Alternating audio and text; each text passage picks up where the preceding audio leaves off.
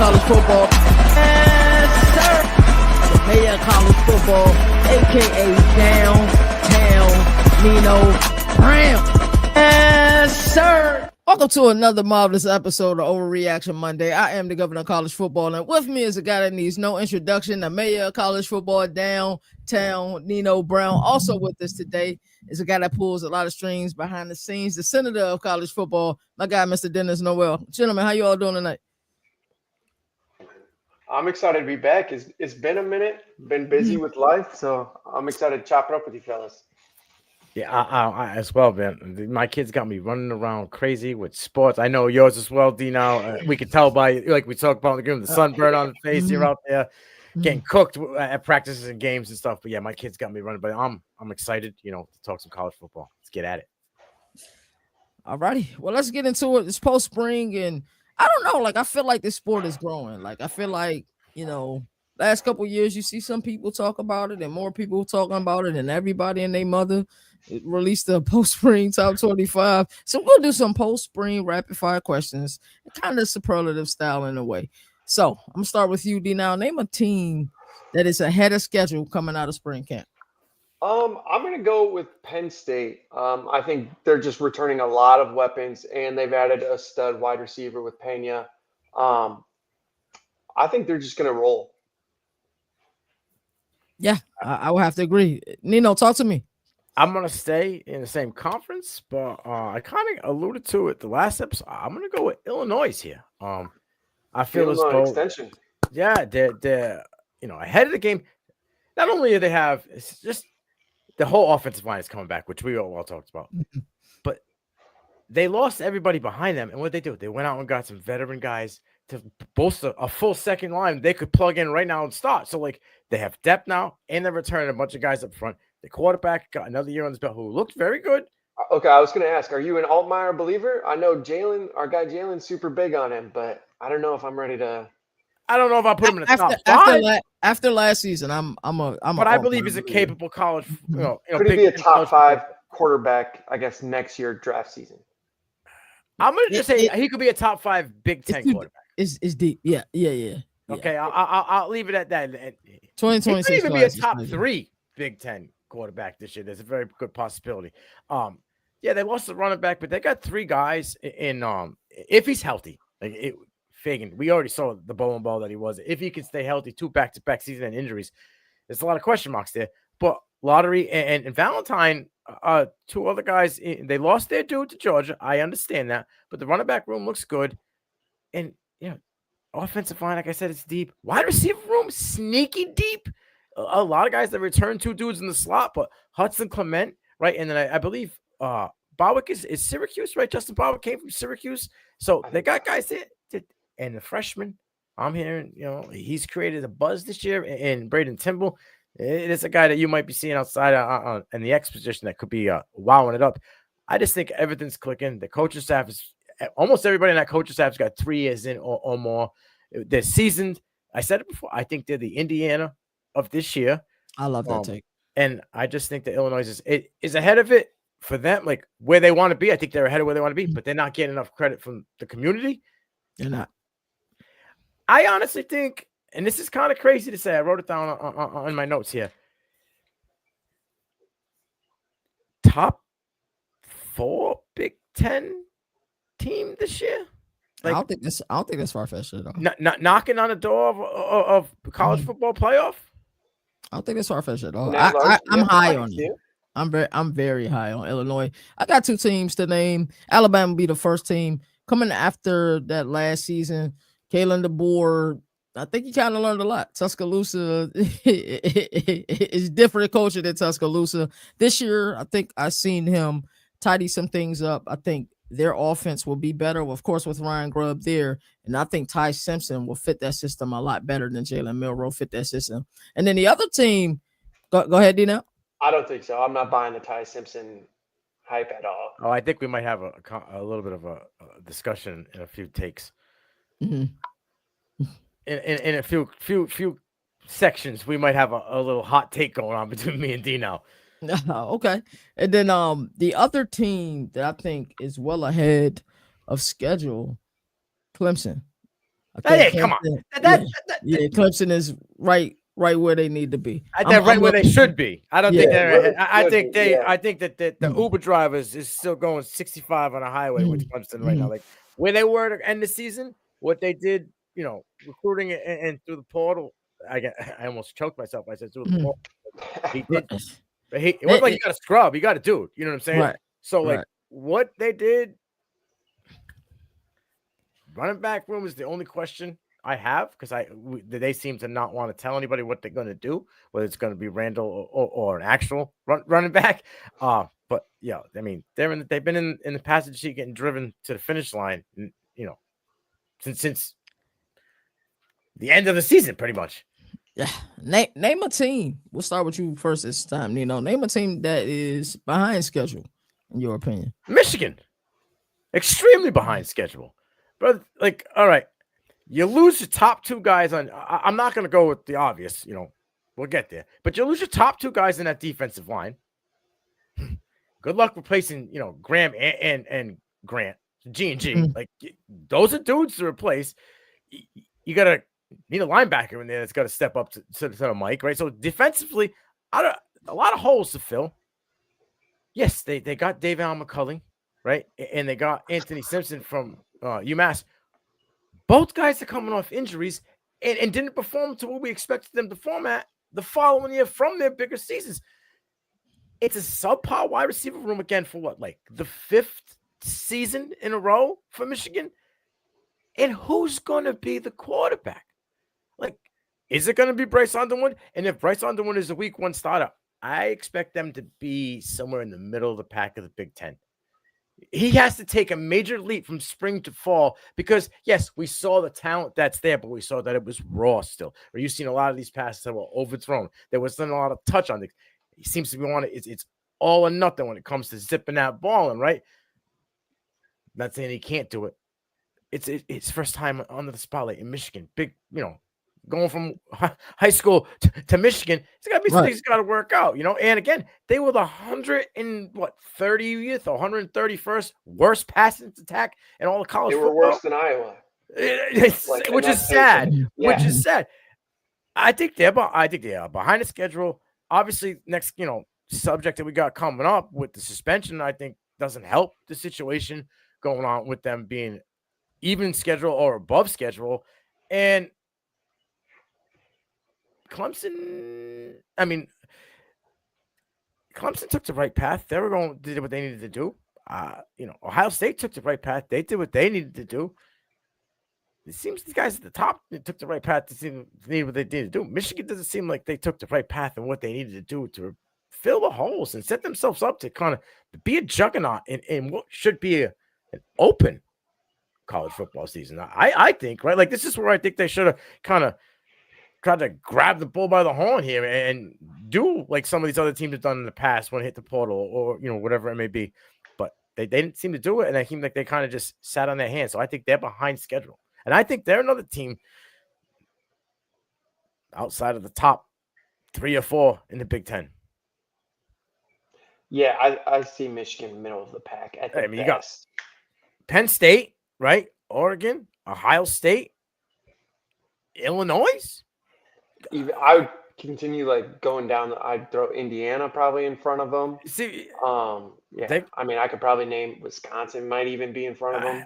That one I thought about. That was kind of that might be where the line is, where it could be kind of either or. How many years are we going back? We were looking at going into the season, coming out of spring, nonetheless, right? Where we were like, Michigan's probably the 7th best team in the Big Ten.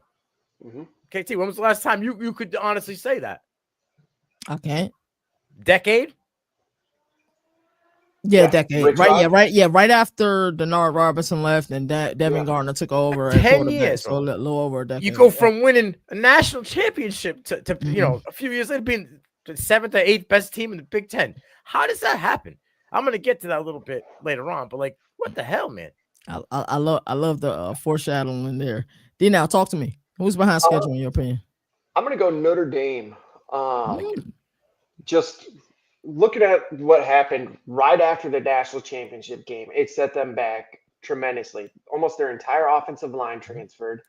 They had massive skilled players leave. their only quarterback with any sort of meaningful reps, I guess if you want to put it that way, transferred. So they're going to almost underclassmen entire across the offensive line. They're going to have a freshman starting at quarterback because they didn't go after anybody in the portal. And then like no big names screamed out to me with the names that they did get. So I think they might fall down to that 8-4-ish range. I'm thinking. I like it. It's a bad year for them. This is going to be an unpopular pick, but I believe Ohio State is behind schedule. I look at is the QB, huh? I look at huh? I said Nino threw the quarterback, and I was like, no way, because if those wide receivers stayed because they truly believe in saying, there's no way that they should be put behind solely because they're quarterback. It's close, but it's not just that. I think they kind of were slow moving their feet with Jim Knowles. They knew the contract was expired. I mean, he was holding teams at 12.8 points per game, and a huge reason of why they, won the national championship last year. And to lose not only your defensive coordinator, they also lost their offensive coordinator, kind of, because we already knew how Hartline was there. But Chip Kelly's in the NFL. Jim Knowles is at Penn State, right there. And I feel like it's a reason why he stayed close in proximity, because he felt hurt by the way that they did that with this quarterback competition. It doesn't scare me with whoever they choose. I just hope that they choose it with ample amount of time and we don't see 2023 all over again. So I think personally Ohio State is behind schedule. Did Ryan Day's contract in the NIL bag that they threw around last year affect Ohio State post? That's a great question. I think that's a phenomenal question, because we saw the amount of money that they spent and how active they were in the portal last season, and it was well worth it. They won the national championship, but they did set them back because they even had like former players coming back in.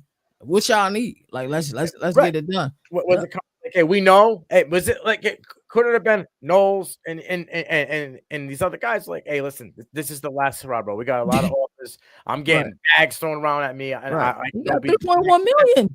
Yeah, this would be the next step for me. I'll be, you know what I mean, into my legacy. So this is what you got, and then I'm out. We all knew Chip Kelly was a one and done. We knew it. Right. Yeah, he wanted to be in the NFL last year. Or wherever. We knew he was a one and done. They knew he was a one and done. They were spending shit tons of NIL money, right? They already, back day, he had got a contract extension, but there was money thrown around everywhere. Like you said, alumni were coming back. Did everybody know that we didn't know? Did they pull the wool over everybody's eyes and say, this is what we're doing, a hoorah right here?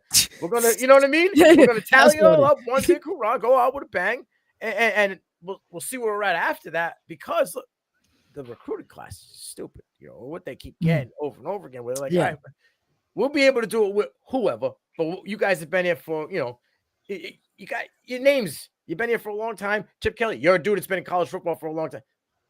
We'll just go we'll all do this thing collectively. We'll get a ring. We'll spend this bag, and then we'll go see what happens after that. But I don't know. I think that might have set them back a year or two.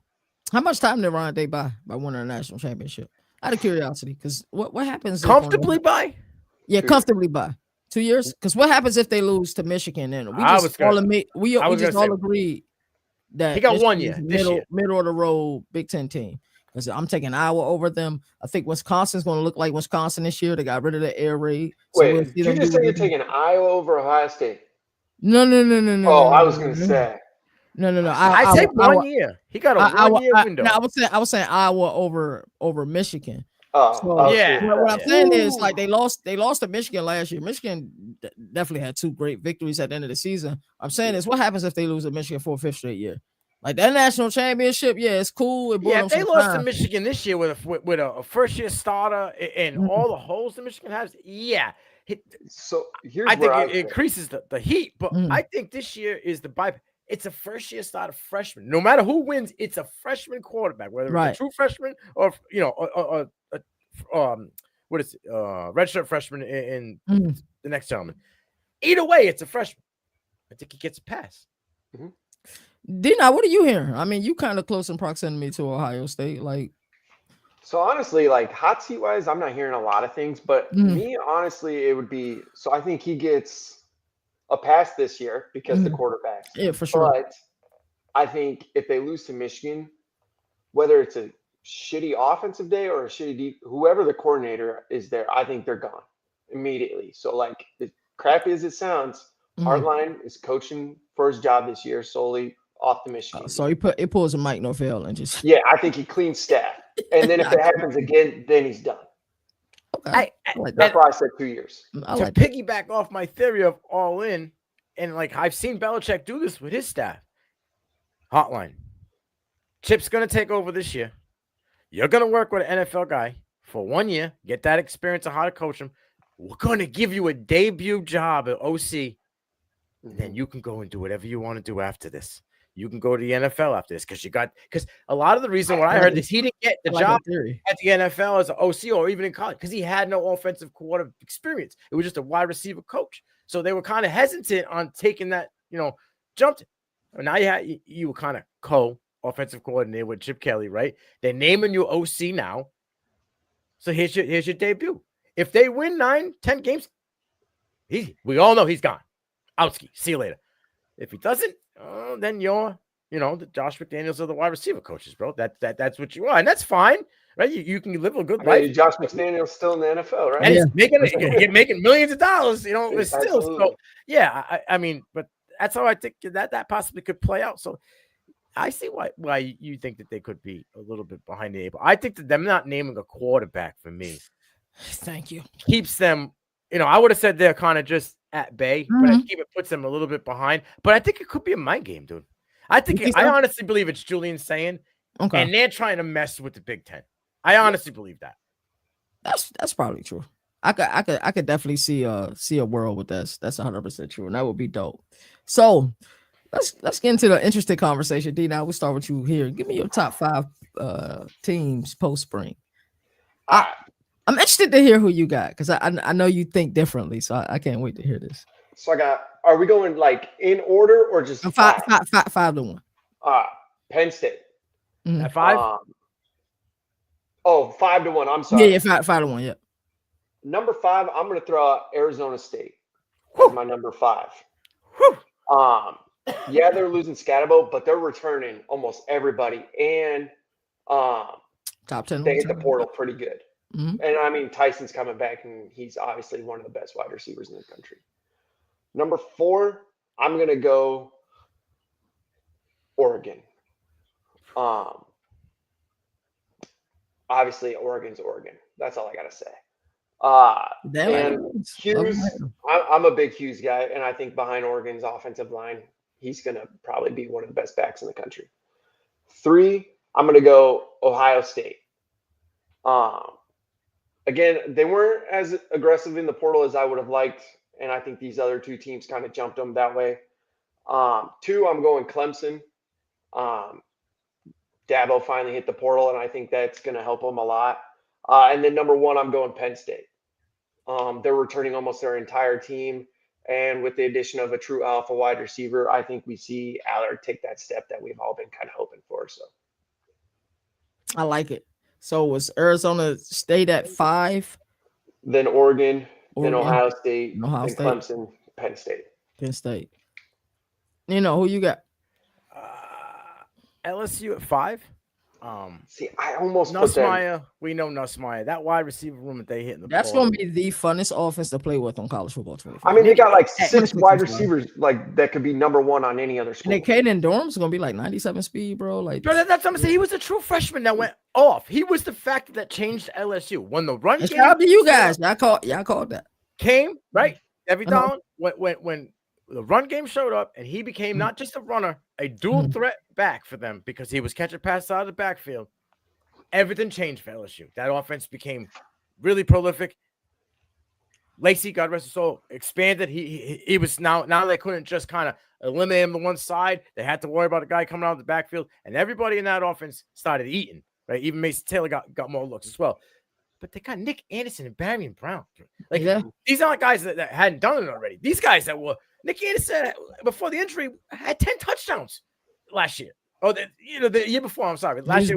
We know. And Barry Brown, when didn't have a quarterback that get him the damn ball. When he had, even though Will Levis wasn't as good as I would have liked him to be at the NFL at Kentucky, Barry Brown looked good at Kentucky, right? Like with Will Levis. So I think with Nussmeier and the way that offense runs, with a solid run game and a solid up front, and they're returning so many dudes, like even defensively, they're pairing Perkins with Patrick Payton. If they figure it out, because they've always had trouble with how they're going to use this hybrid guy. Is Perkins going to be the middle linebacker? Right. Is Payton going to stay almost overthinking it? Yeah, they always are. They going to let him be a DN? Are they going to play him in a linebacker role? However, but if they figure it out defensively, what they have in that team and returning, I think is absolutely fire. Then I'm going to go Ohio State. And I have them at that position. I probably would have had them a little bit higher if they would have told me who the quarterback was. Again, I think they're just playing. I think Connell Tate takes that step. I think that between Jeremiah Smith and Connell Tate, bro, it's going to be really, really difficult to stop them. And I think, they have a deep running back room, right? CJ Donaldson, and then Peoples. But I think they're gonna want to get these two alphas the ball. And I think this is going to be a team where the passing game sets up the running game. Different from last year, where the running game kind of set up the passing game for Ohio State. I think we're going to see this flip a little bit. Caleb Downs is going to be a household name by the end of this college football season. I couldn't agree with that more. Top 5 pick. Yeah. And I think them getting Max Clare at tight end kind of is going to solidify, making it easy for whichever quarterback is going to be there. Be their starter day one. So I think Ohio State for me at 4. Caveat on that, I think Bo Atkinson is going to be the name that a lot of people finally realize who he is. I think he's going to be the anchor for that defense, kind of the Chase Young sort of start. Okay. I like that. He transferred in from North Carolina. Yep. Yeah. All right. At 3, and you kind of, I don't know. I'm not that guy. I'm not a fan of him, but you had no hook 'em horns in the top 5 here. So I got to put Texas. Again, I'm not a guy that reneges. I've been 10 toes down on them for the past 3 seasons. I'm going to stay with them being a top 5 team. And I think post, spring right now, I think they're, a top 3 team. I don't think Arch is coming out. I think this is going to be Arch's kind of like. This is a 2-year deal. I gave you my application. I'm on a 90-day process ready. I'm going to show you what I got. I have been saying it for about a year and a half. He's on the Eli Manning, trip. This is what he's going to do. He's going to follow his brother because then I don't think he wants to go as much as his dad was there. I don't think he wants to go to New Orleans. And that's Hunter Decker's team. Right? Hell yeah. And what seems to be happening is everybody there's a rental for 1 year, and then they're going to try to go for that. So I don't think he wants to go that route, and I don't think the guys are going to be top 3, teams in the NFL looking for a quarterback he wants to play for. And I don't think he's ready per se. Maybe his feet are ready, but I don't think he's a fully polished quarterback at the collegiate level. And that's the only reason why I didn't put them in my top 5. I think he's any worse than Quinn Ewers. No. And if Quinn Ewers was there, they would be a top 5 team, a top 3 team in my eyes. Still, they got the best play caller in the sport, man. And Steve Sarkisian figures it the fuck out no matter what. Every single season, their defense is stupid. Anthony Hill's going to be the linebacker 1. So on every level. I've been on that train. I saw him start game 1 with Stark, I said he doesn't normally start true freshman. This dude is starting, and he's the green dot. He's going to be that dude, and he is that dude. What's sneaky is they did it again, right? They snuck in and got Matthew Golden in the late window last season, right? And they snuck in and got Emmett Mosley in the late window this season, bro. Emmett Mosley and Arch Manning are about to be best freaking friends. Mark my words. I'm sorry, Silas Bolden. I like you. You were good at Oregon State, but I'm telling you, Emmett Mosley, and then what? Gunnar Helm's going, we'll go get our guy, Jack Endries from Cal, right? And you're bringing another dude that just fits the prototypical Texas tight end for 4 or 5 years in a row. Bro, they're setting him up. They're just Cedric Baxter comes back healthy. And if he doesn't, who cares? Because Q Wise the last season had 1,000 yards as a third stringer. That's crazy. People forget about that last year. Oh, is Texas going to be able to have 1,000-yard back with Arch? If you think Arch Manning's running for 600 yards this year, you're nuts. Yeah, let's just go put the franchise and risk it by having him be Jackson Arnold. We saw what happened with Jackson Arnold. What did he do? He skadooed it real quick. If you're going to make this dude be a 600-yard to 700 Lamar Jackson type quarterback, he's going to skadoo to some other team next year because the Manning family ain't going to have that. Yeah, he may have 300.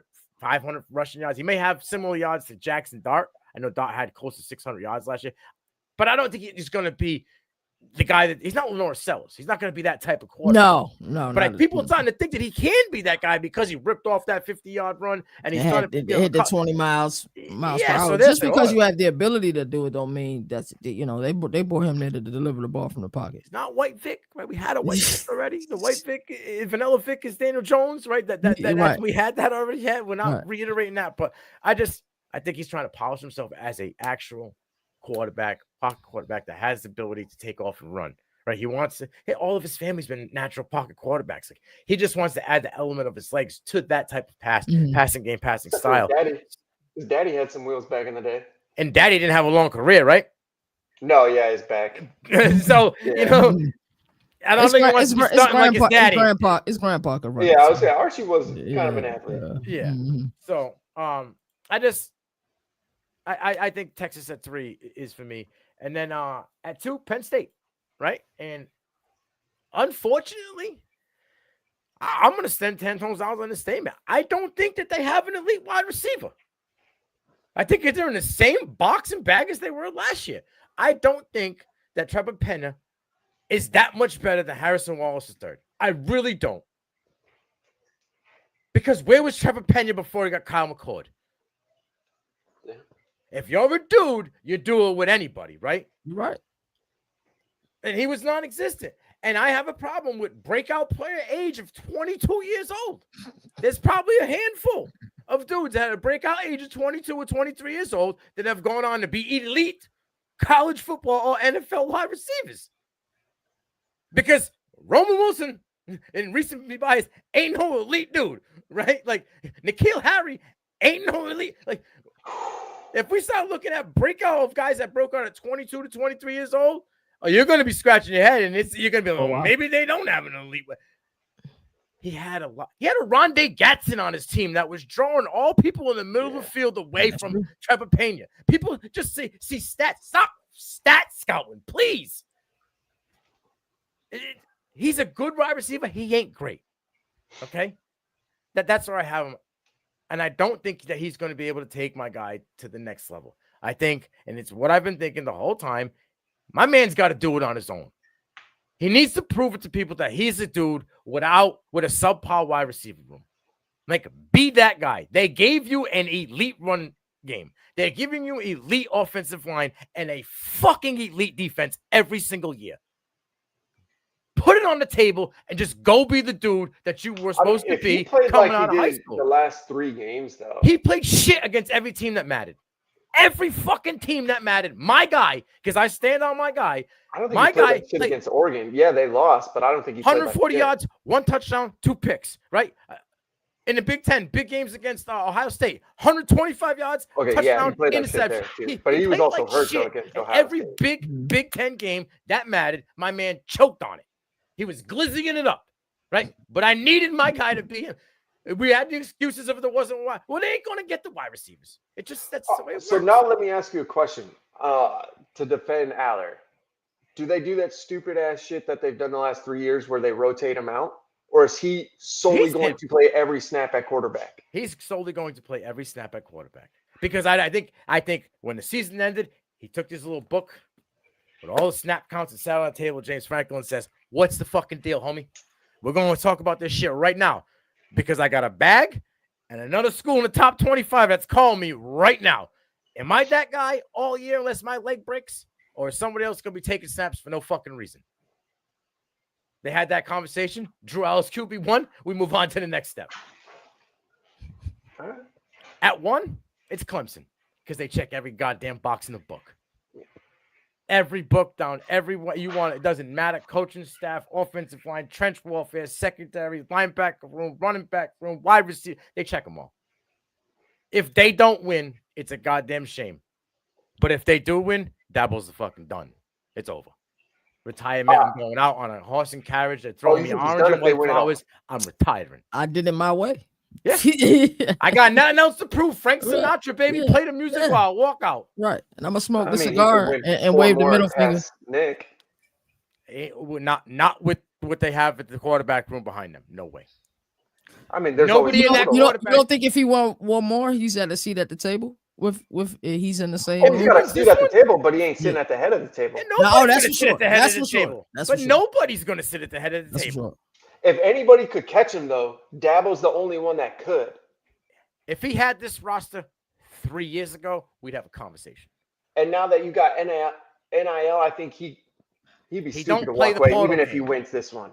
He doesn't play the portal game like that. He would not go out there and get a $7 million quarterback. No, he would be eating his tongue. No one thought Dabo was going to go to the portal at all anyways, and he proved us all wrong this offseason. If he went out and got a $7 million, $6 million quarterback, it would be the equivalent of Donald Trump becoming president. Yes, it happened. It happened twice. But it would be the second was by default, and we all know that. Right? And I'm not against it. I'm just saying it was by default. But yeah, it would be of equivalence of Donald Trump. That was crazy, right? The first time he won, again, he kind of won by default because powers that be can't be lying to the American people getting exposed. But yeah, I think. If he wins, they should be the team to beat this year. All right, can I ask a question to piggyback off this? Yeah. So it's a twofer. So what is one team no one's talking about that's going to make a rise? And then what's one team everyone's talking about that you think is just going to shit the bed? Nobody's talking about is Louisville for me. 100% Louisville for me. Like, yo, we just saw Tyler Shuck, her quarterback taken in the NFL draft. We also saw Jack Plummer is in the NFL. He plays for the Carolina Panthers. Jeff Brom and Brian Baum do not do it the conventional way. They don't go spend a lot of money. I think Miller Moss has the ability to produce in this offense. They got 8 effing home games. We talk about reform for NIL and transfer portal. We need goddamn reform for scheduling too. How the hell they get 8 home games?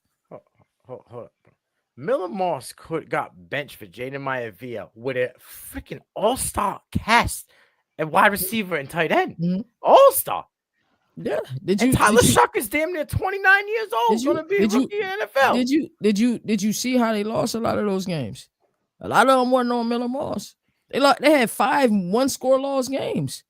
But he was not clutch or crunch or however you want to call it. That's why he got benched. He was money against LSU. One game. He got benched for a reason, not because the whole team was playing his. He was not playing well. Yeah, but they had leads against Maryland. They blew it. Not his fault. They had a lead against Penn State. He blew it. That's not his fault. USC never has a defense. They haven't had a defense for how long? Yeah, that's definitely a Lincoln Riley problem. But we knew that they would have to put up 40 every week. We said that off the rip. Yeah. You're right. But listen, this is my personal belief with Miller Moss. I think he's gonna light it the fuck up in Louisville. I truly believe he's gonna light it the fuck up, especially with Isaac Brown behind him, man, and Jeff Brom, no nonsense guy. He's gonna groom him to not turn over that damn ball, man. I like Louisville. Who's a team that everybody's talking about that I'm not high on? Yeah, I'm not as high on Arizona State as most people are, just because of the dynamic of the Big 12. I'm gonna go with the team I'm out on. That I don't think is Notre Dame, man. I've been out of them for a minute. You have been. I think again they're in the top 10 because of Golden Helmet. They sell tickets and they're on TV every Sunday, every Saturday. I'm sorry, no matter what. They do have a team nobody's really talking about at all.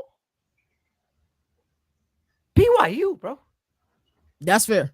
I would put them in my top 5. They were like. I had like 5 teams, like 5 through 10 or whatever, that I could have just interchanged any of them. The Jewish moment comes back, right? The Jewish moment is back. And LJ Martin is healthy, dude, right? Like he said the Jewish moment. That's what they called him, right? Isn't that what they called him? That's what they right. This is hilarious, bro. And, hey, I said it before and I'll say it again. Carson Ryan is going to be a problem in that tight end. You might be looking at the Tyler Warren at BYU, bro. This dude is going to be a problem for them. that returning linebacker, a safety. The whole linebacker room's back. Most physical team in the Big 12. Yeah, they're the front seven deep as shit. Probably deep as the Big 12. Like, I think they're going to be a problem. I think they're going to sit up top Big 12 from start to finish.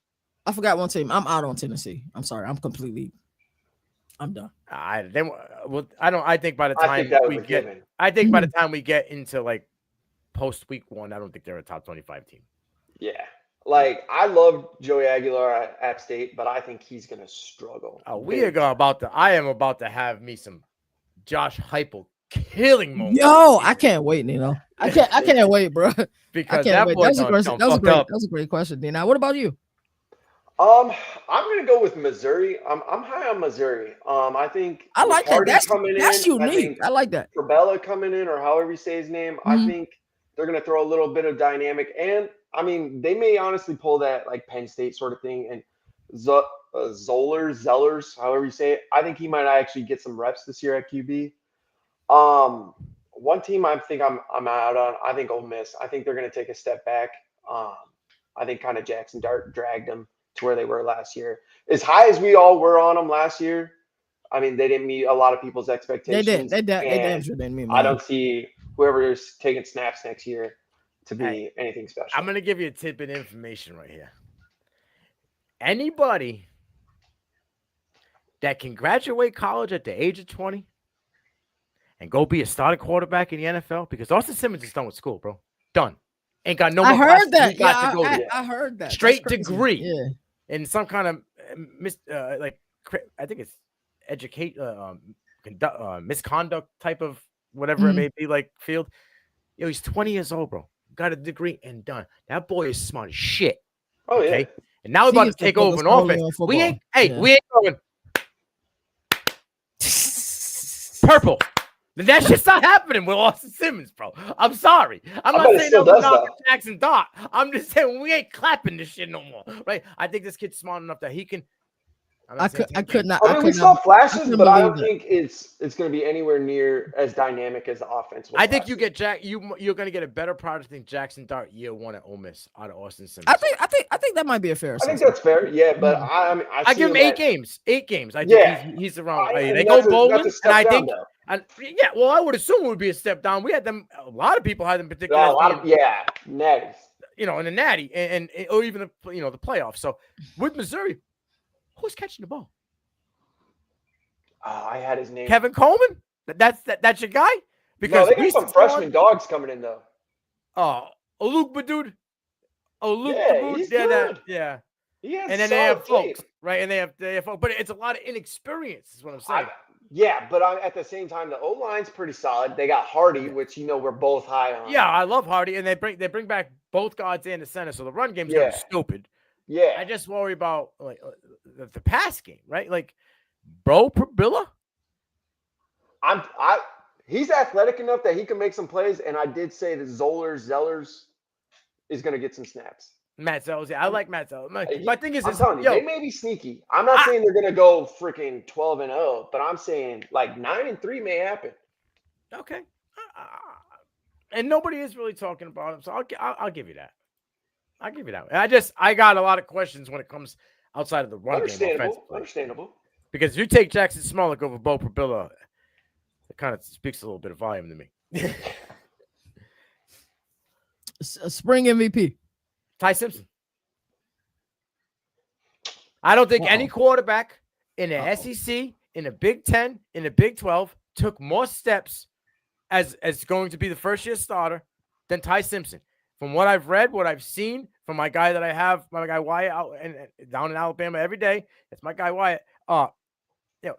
He's a totally different quarterback than last year. Everything that they questioned, he's already taken a step in. Layered throws, doing well in.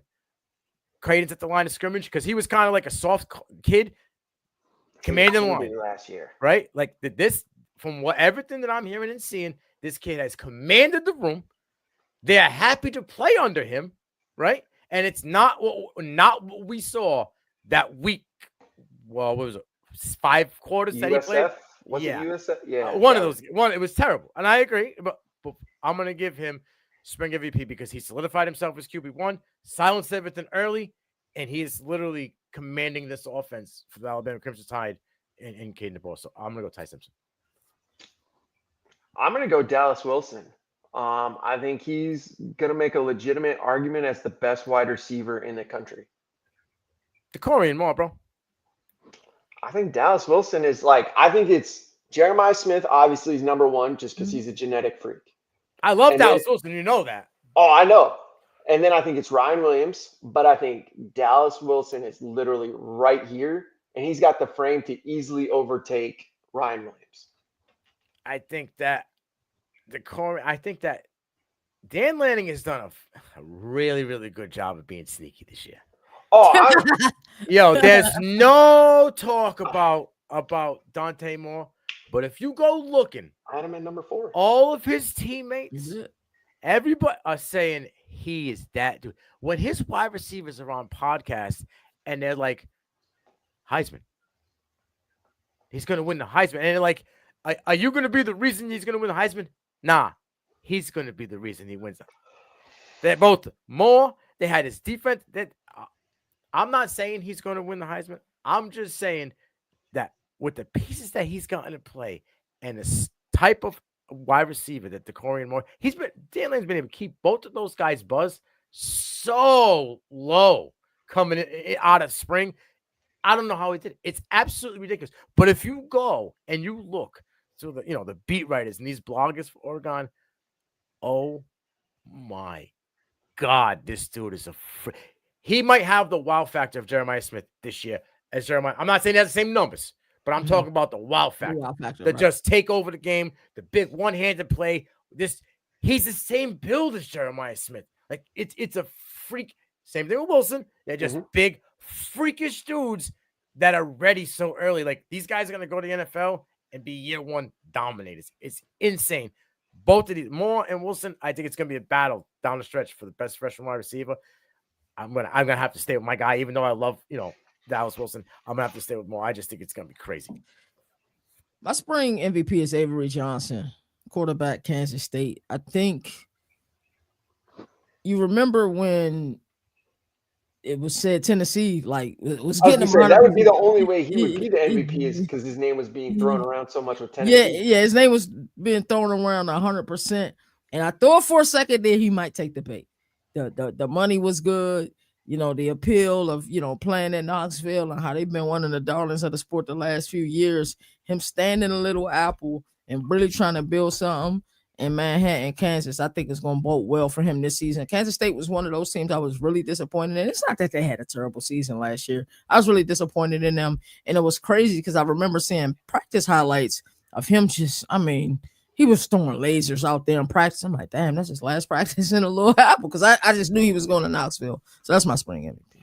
Okay, so I guess go ahead, Nino. To just kind of piggyback on my Ty Simpson take and why I think not only did he kind of become the guy, but to solidify him being the guy, he's got the coaching staffs taking him out to NHL games, right? Like he's been spotted at NHL games with the coaching level right there. They gave him, and I believe offensive lineman, a huge NIL deal with Alabama Crimson Tide outdoors sponsorship. So he's slowly becoming the face outside of Ryan Williams of Alabama, and he's the quarterback.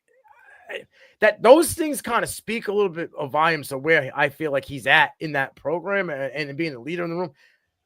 You didn't hear nothing about his NIL value last year. You'd never heard about him being out in the public or in the public eye with coaching staff last year. The boys taking him out, kind of took him under his wing. My guy from Seattle came on over. That offense come on over. Shouldn't have been. Should have been. Right? But he came on over. I think you see what he can do at the NFL level. You saw what Jackson Smith-Njigba did under Grubb. I think Ty Simpson's doing it all right, and I think that there's a lot. If you're really looking, there's a lot of reasons why I think I'm not crazy of calling him the MVP of the spring. So who's your guys' dud then? Dud, huh? I'll throw mine out right away. Outside of Nico, outside of Joey, I'm gonna go Micah Hudson. And I think that's going on. I was gonna say I don't know if all of the backstory. A lot of people probably don't know a lot of the backstory, but he gets the bag with all these demands if that list is true. just to like a week later hit the road. I got a guy that I trust wholeheartedly in this situation. This is another player coach not seeing eye to eye on that list of demands is getting fluffed around. I was under this is what I was told. There was a family issue. And the coach said, take care whatever time you want. And he said, okay, I need to, I step away from the team. After a week, coach says, it's time to come back to football. I need to play. I'm not ready right now. I'm still dealing. You need to make a decision. Is it family or football? Which I could see. I think Elko's kind of shady like that. So I could 1,000% So see this is what I was told. There was some button heads there. The news has been out on Elko for a minute. Hudson's had mental health issues when he was at Texas Tech, right? He came out and spoke about that. So I don't know everything, but what I hear from a trusted source, I think it's just some shady business going on. I think my man's head wasn't in the right spot, and the way things went down didn't work out. Man, I don't know if the list of demands is right. But from what I hear, I don't think that's all true. Man, I hate to say it, but Thomas Castellanos is got to be my like you transfer, you lose your job, position change. You transfer out to Florida State, right? And then you have a shoulder labrum issue, and he could possibly be out for majority of the season. They're saying right now. I mean, I know he's working to get back to it, but I don't think he's going to be ready for first half of the year anyway. So it's like I think this guy needed to take a step enormously after the last season with BC and getting benched, Grayson James. So I would think for me, Thomas Castellanos would be to piggyback off that. I think the transfer was just a ridiculous move. Like, yeah, he was kind of forced out, but he's too short. I'll be completely blunt. Yeah. He's too short to play quarterback at the next level. He doesn't have the arm strength Kyler Murray had to make up for that height issue. He needs to change positions. And it's terrible to say because the last guy to go from quarterback to meaningful position change, in my opinion, was Braxton Miller. But I don't see. Terrell Pryor did, right? But that was at the next. Well, yeah, but that was an $1,000 receiver, a Pro Bowler. Yeah, I mean, it took him a couple years to get there, but I don't see Tommy C being as athletic as a Braxton Miller enough to make the change, or even as a Denard Robinson was to make the change of position. So, I mean, it was kind of like a DJU situation. Like it was just what was open and available to him, and that the coach that does kind of target portal quarterbacks, like it just all worked out until he got hurt, and I don't know that he's out for the year. I know that was the first kind of buzz was labrum injury out for the season. Now I'm hearing he's kind of working. It's his throwing shoulder, isn't it? Yeah, and he's working with guys that trained with Cam Ward and stuff like that to kind of get it back. I don't know if he's had a surgery or if he's just working through it, but I don't know. Throwing shoulder labrum is not something I want to. It's like neck injury with a linebacker. Those things don't go hand in hand very well. So yeah. All right, I'll let you get back on schedule there. Okay. Wow, now those are really great questions. Let's get into our next segment. Michigan is suspending Sharon Moore for deleted Connor Stallions messages, and he's picking the games that he's being suspended for, opting for games 3 and 4, so he doesn't miss his return to Norman, where he played ball at. I'm gonna start with you first, Nino. What do you think about all of this? Wardy Emanuel, grow a fucking pair, you little pussy willow you are. Dude, you let Jim Harbaugh drag you around by the nose doing whatever the hell he wanted to do. I'm gonna dictate when I'm gonna take it, when I'm gonna go to NFL, to dodge this and that. And now you're letting this little minion dictate. What has Sharon Moore done to be able to dictate? Dude, I think, and I hate this guy, but James Franklin is, would have more stout to dictate what games he's going to take off. Yeah, for sure. Sharon Moore. If I was one of them, I mean, nah, dude, game 1 and 2, you're taking off. And if you're saying it to me, you might even take the third game off. Don't piss me off. Oh, you just happened to miss Central Michigan game, huh? Just happened to miss that one, right? just happen to miss the game after you get the doors blown off you at Oklahoma. Well, we'll just give you that next week off so you don't have to deal with that heat. And your OC will have to deal with that post-conference this debacle. I just think the whole thing smells fishy to me. It's you know how I feel. Anybody who does self-issued suspensions, you just come out. Yeah. Me and Connor Stallions, I deleted his messages. I pulled a Tom Brady. I smashed my phone. I wasn't letting you see what was on the thing, which means, yes, I cheated with Connor Stallions. So I'm telling everybody, no, we cheated by taking the suspension without getting suspended. And they're probably, lately, these self-inflicted suspensions just lead to a little bit more added on later on. There'll be a fine. They'll get hit with some kind of penalty fine, right? They may even lose out on something when it comes to recruiting or wherever it may be. But reduction of hours. Yeah, some kind of stupid shit. They'll make the words sound nice and fluffy, right? But yeah, to me, I blame Ward Manuel more than AD for Michigan because this dude has let both of the head coaches in the past 12 years just do whatever the hell they want. Treat this dude like he's a stepping mat. Like, right. This guy, any other school, Alabama, the AD over there ain't having that shit, right? Like Ohio State, if Ryan Day was pulling this shit, excuse me, sir? Nah, you ain't telling me what games you're taking off, homie. You're missing the first 2 games, and then we're going to keep it rocking. You know what I mean? Because this also is an excuse. Oh, We're gonna let Sharon have another year because there was the suspension that wasn't his fault. He was still dealing with stuff from Jim and Connor Stallions. His buyout's pretty small, isn't it? Yeah. I was gonna say, yeah. Nino, talk to me. Yeah, I mean, I'm just going to echo what Nino said, except I'm going to take it up just a little bit. I mean, Charlie Baker's a bitch, pretty much. Grow a sack of balls, and, like, he's openly admitted almost, I mean, without saying the words, he's done it. So, like, just hit him where it hurts, man. Either suspend him for the entire season, massive bowl bans or whatever you want to say, reduction in scholarships, the whole 9 yards. You've tarnished, like, without getting on my soapbox, you've tarnished the sport. Yeah. You've given it a black eye, however you want to word it. Like, just throw the hammer at him. Yo, the fact that Connor Stallions has dropped a Netflix special about it and read on multiple podcasts, every podcast, saying how he did it, which way he did it, dropping like pretty much just diming out other schools. I know a dude. 50 minutes of fame. Yeah, like, yo, he's been on podcasts about how other schools had microphones and helmets before it was legal to have microphone and helmet.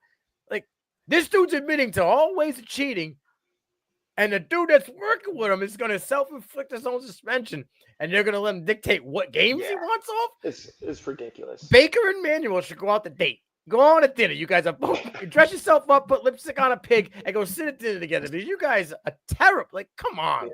Like, they're both at fault. 50-50. Both of these guys are at fault. Sharon Moore, you're a puppet, bro. You're a puppet. I'm sorry, but they're pulling the strings and they're allowing you to pick what games you want. Mm-hmm. In the end, you're just a puppet. It's really, really embarrassing. This is my two cents on it. One, when are we going to stop allowing teams to come at the mercy of the court? Like, we seen Tennessee do it with the Jeremy Pruitt investigations. Oh, well, we'll take X amount of, they knew they had a really good. But they got whacked later on. They did. We'll take X amount of scholarships, this, that, and the third. I hate it. And then, like, yeah. They're dictating what we're gonna do, and then Sharon Moore does it, Harbaugh does it. At some point, the AD has to step in, and at some point, and this is a guy like the Big Ten Commissioner Tony Petitti. At some point, he needs to say enough is enough. You guys have been an embarrassment for this conference, like Greg Sankey is doing, to focus on these players who continue to have this discipline problem in the SEC. Like, Tony Petitti needs to step in and say, no, after that, and on top of you missing your first 2 games, you're gonna miss games 3 and 4. Because we're really gonna set this thing straight. Like, that's what I'm doing if I'm the commissioner of a conference. But this is why we need a commission. That's why we, Roger Goodell has a Troy Vincent, was able to lay down the law with a lot of this stuff. We need people to like some type of governing body. We know the NCAA ain't going to do it. They don't care. They don't care about anything. And it was crazy. To play devil's advocate about Petiti, like he probably just sit back saying, Charlie Baker's not going to do nothing. He's allowing these guys. Yeah, you're right. You're right.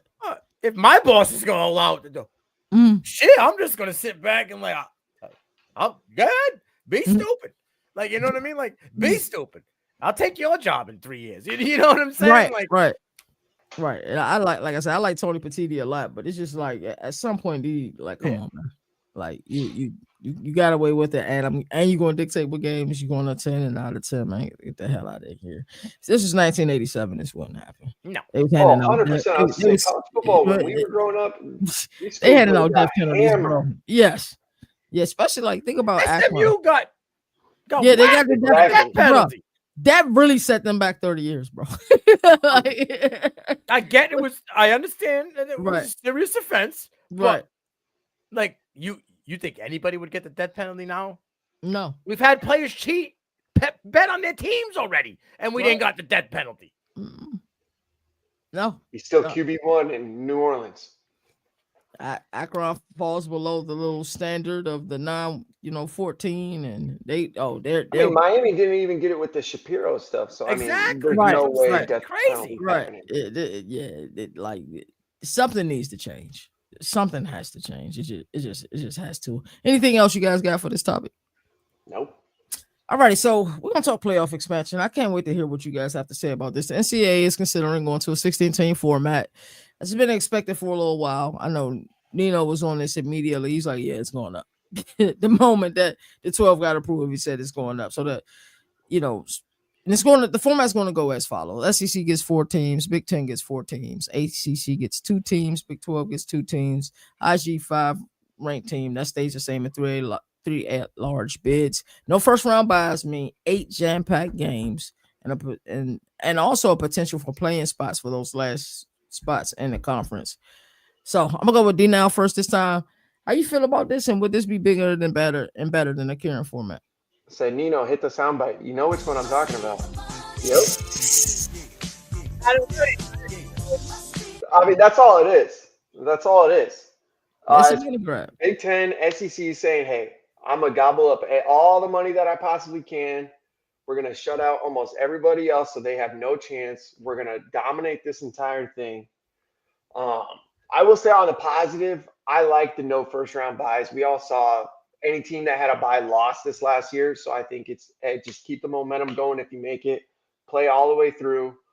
I think that would probably be the only positive to this other than what the potential matchups could be. But I mean, it's just a money grab. We all know that. Oh, I'm with you 100%.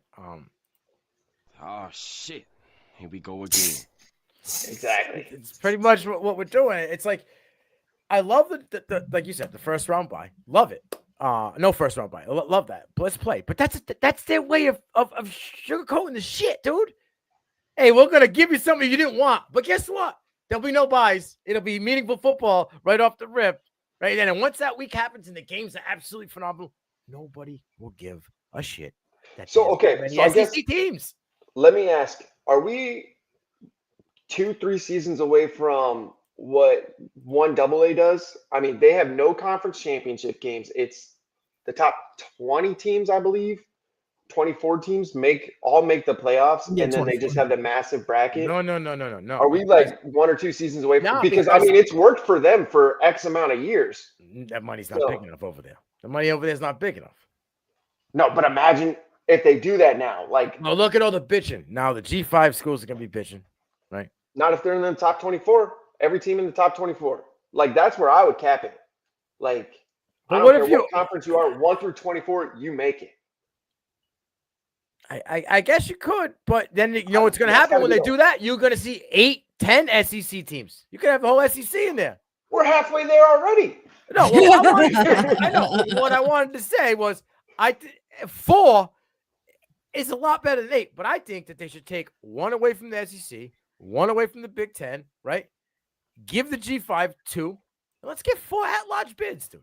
Let's get 4 teams that, could go in there and fuck shit up.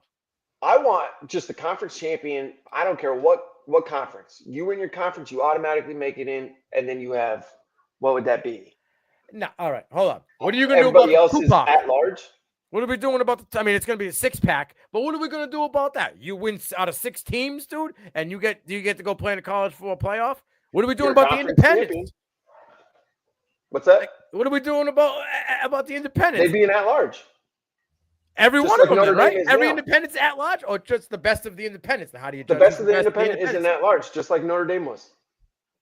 Notre Dame's automatically in, dude. That's what I'm saying. But they're still as an at large. If we kept the same format, they would never have a first round bye. Well, yeah, I'm cool. It would be impossible for them to have a first round bye because they would never be conference champion. So, I mean, they would automatically be an at large team. I'm going to take this a step further. So based on the 2024 criteria, these are the matchups we would have gotten.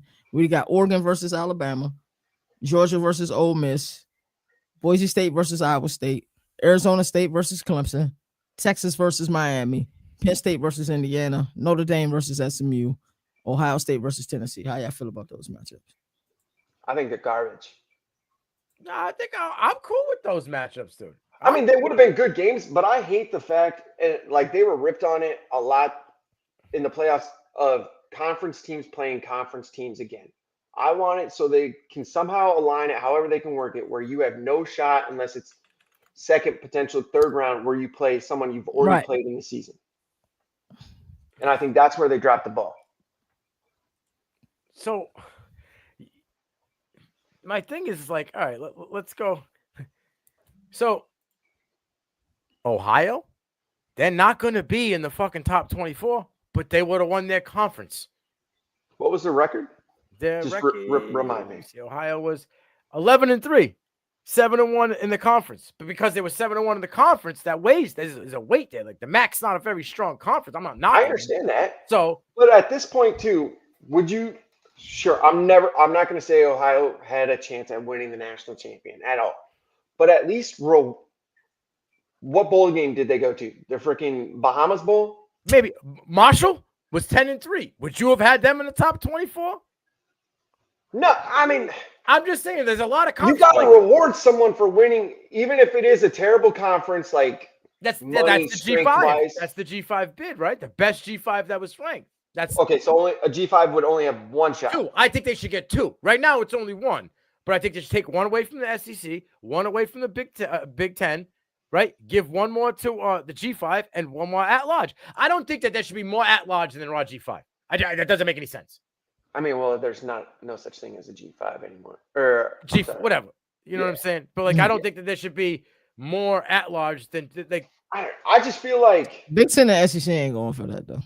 No, because it's the money. Yeah, it's all the money. I'm just trying to think like if you're good enough, whether it's the MAC, Mountain West, whatever. You should get rewarded more than playing in Bahamas when you have a freaking 10-2 season. Yo, where did James Madison go? Undefeated, and they almost didn't even give him a bowl game, bro. Was that though because they are freshly moved up?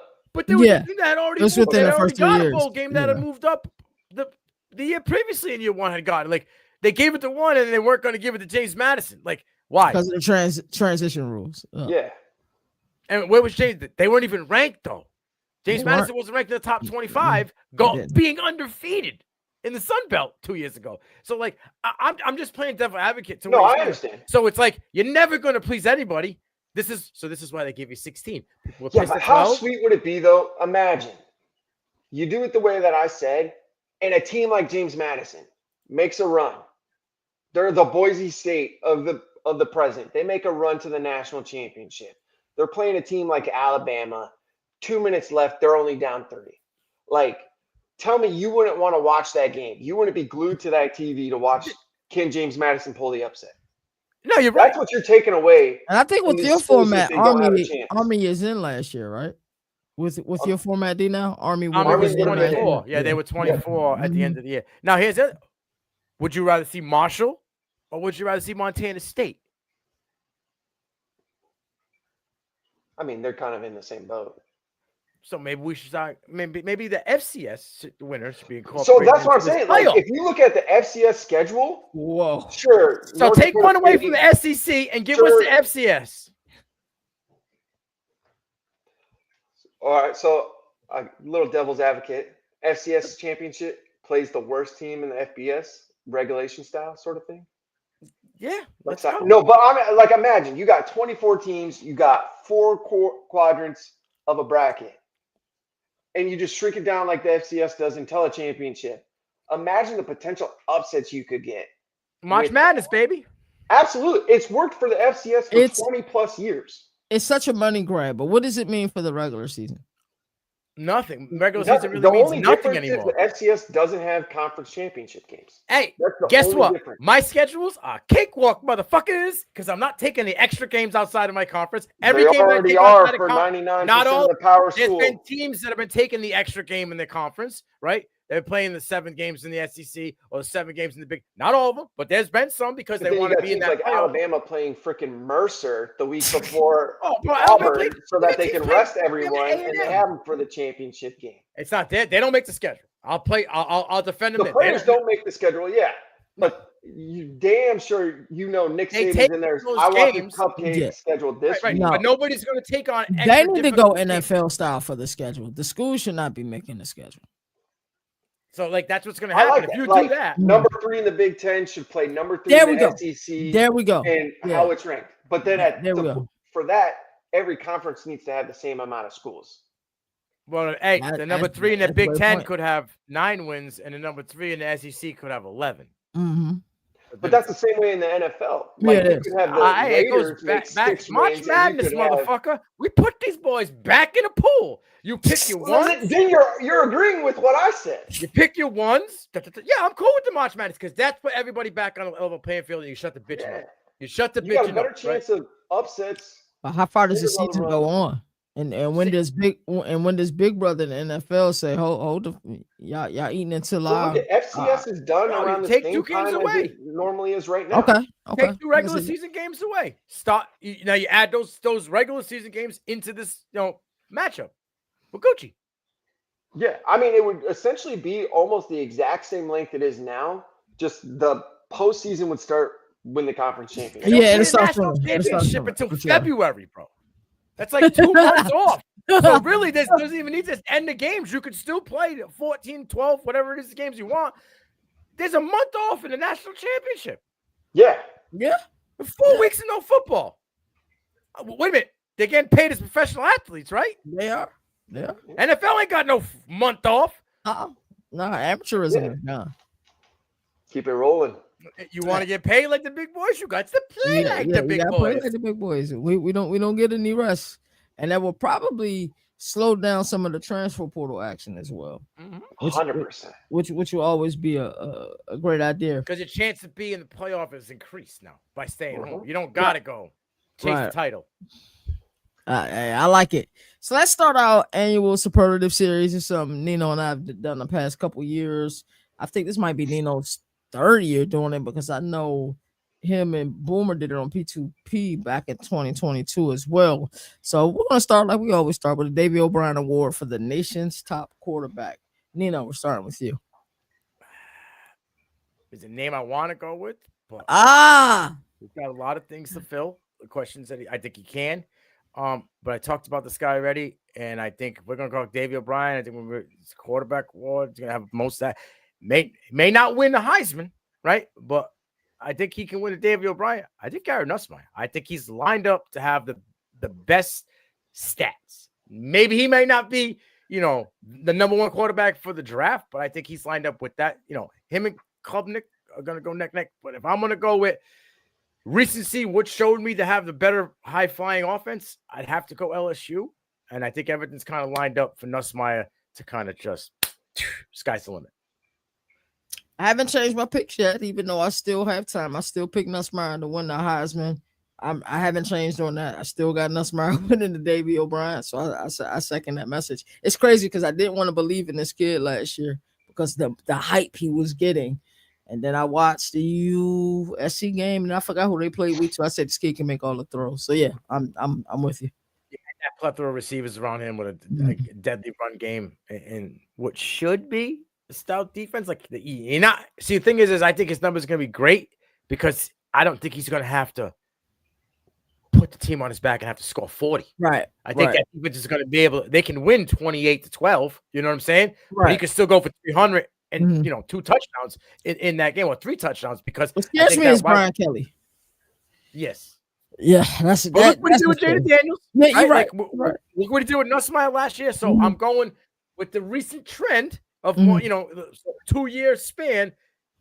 It seems to be on the up, and he seems to be developing the quarterback better than Lincoln Riley. So I'm going to take Garrett Nussmeier here as my Davey O'Brien. There are some strange people out there, KT. You just got to shake it off. What the fuck, bro? Now. All right, so I'm on the other side of the coin. I think Cade. Cade's gonna win it. Solely because I think they rebound. I think they re-win the ACC, and I think it's because Cade carries them there because we don't know who their running game is. And to piggyback off that, I'm sticking with my Heisman pick, and I think it's gonna be Cade because.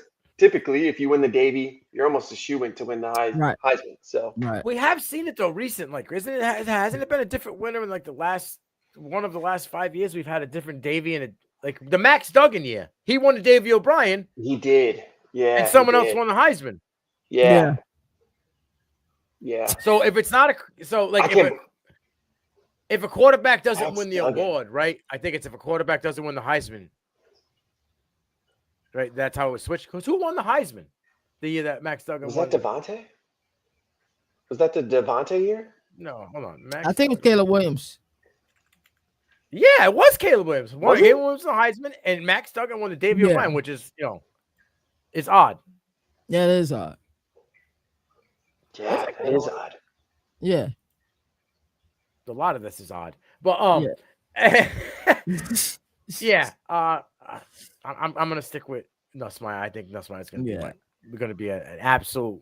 Cade is a close second for sure for me. I think that's the horse race between those two. I don't think. You think if Lenora Sellers, he's gonna have to ball out. He's gonna have probably 25 in the air, and I'm thinking maybe close to 15 on the ground. I think he can get. I think he can get the double digits on the ground. I think he gets to 600 plus on the ground.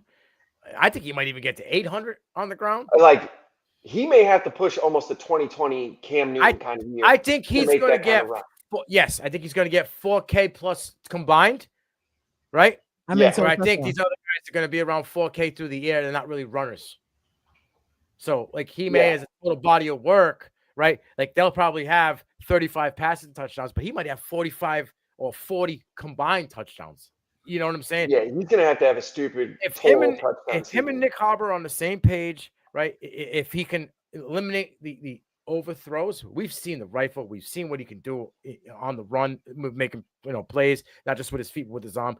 If his decision making can get dialed in a little bit more, and then even on top of it, they may have to win 10, 11 games.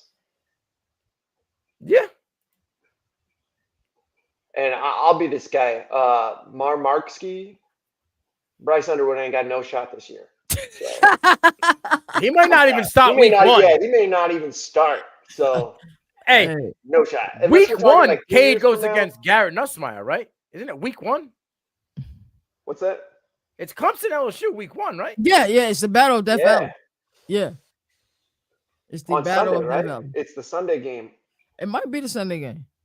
Or is it Saturday? No, Saturday, 7:30. Oh, Saturday. Yeah, primetime Saturday. Who's Sunday? Is TCU North Carolina Sunday? Yeah, North Carolina TCU. Yeah. See, the problem is week 1. The problem is I want to know. We're going to see, right? We're going to see how much the SEC schedule weighs compared to the ACC schedule when it comes to these awards. Because Cade Klubnik can be sitting with his pinky up, sipping, lemonade with that schedule compared to what. Oh, absolutely. Homeboys got to run. I was the first to say I think they're going to win the entire because everyone else is taking a step down in the ACC. I'm with you. Yeah, I agree. I don't think SMU Okay, so now duplicates what they did last year. who's your long shot? To win the Obviously, Davio, obviously. Connor Wegman. I like that. Woo-hoo. I like that. Oh, my boy's Hey, my boy's gonna be right there, knocking on the door with everybody. I'm staying 10 toes down with Miller Moss. I think he lights it up this year. I'm gonna go Rocco Becht. Hey, that's what As I was much as saying. it hurts me to say, I think he's got a Yo, real if shot. Bryce Underwood wins the Heisman, I will eat my shirt live on the air. Live, bro. I will eat it. And you, the whole time you will watch me piece by piece. I will eat my whole shirt. It'll be a Michigan shirt. I'll eat the whole fucking thing. Hey, that's hilarious, man. Any final takes, fellas? I love this. I love college football. Yeah, me too. It's a pleasure every week with you, gentlemen. I'm glad to be back. Absolutely. Hey, man, as I always like to say, there are no more victories in a sport that survive in advance. That's why college football has the greatest regular season. Until next time, you already know what it is. Yes, sir. Today I am the governor of college football. Yes, sir. The mayor of college football, a.k.a. downtown